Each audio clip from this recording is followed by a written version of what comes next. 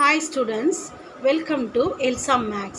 Today, 9th Max example sum 1.1.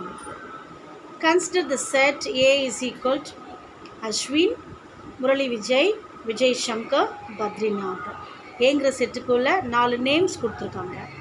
Filling the blanks with the appropriate symbol belongs to or does not belongs to.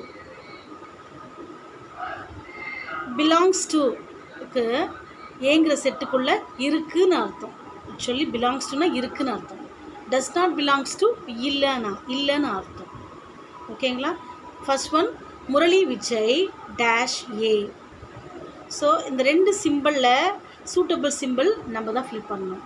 Murali Vijay ஏங்கிற செட்டுக்குள்ளே இருக்கிறாங்களா? அஸ்வின் இருக்கிறாங்க, முரளி விஜய் இருக்கிறாங்க.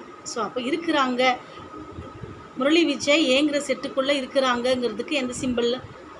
Belongs டுக்கு தான் என்னது? இருக்குதுன்னு அர்த்தம். ஸோ முரளி விஜய் ஏங்கிற செட்டுக்குள்ளே இருக்கிறாங்க. So belongs to. Okay.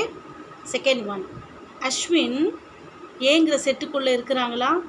Ashwin ஏங்கிற செட்டுக்குள்ளே இருக்கிறாங்க. அப்போ எந்த சிம்பிள் யூஸ் பண்ணோம்? Belongs to. Third one Badrinath. Badrinath இருக்காங்களா பாருங்கள்.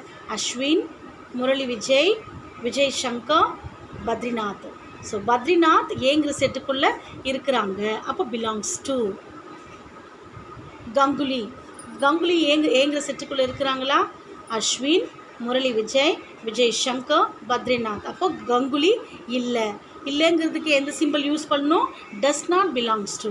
ஸோ பிலாங்ஸ் டு எழுதிட்டு அதை அடிச்சிட்டா அதுதான் does not belongs to. Okay.